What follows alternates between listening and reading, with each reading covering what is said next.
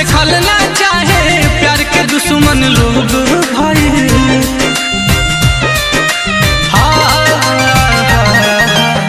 डेगे डेगे काट बोआई नामुमकिन बापा धाई। अपन खास देखल ना चाहे प्यार के दुश्मन लोग भाई।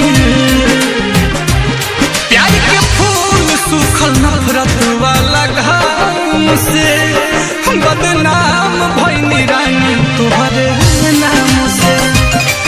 बर्बाद करके जिएलू आराम से बदनाम भइनी रानी तोहरे नाम से।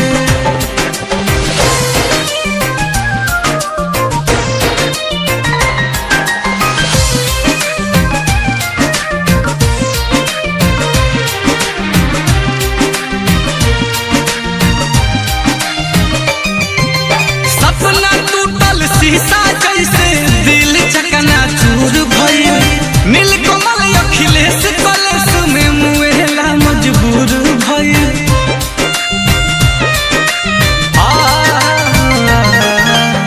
सपना टूटल शीशा जैसे दिल चकना चूर भइल।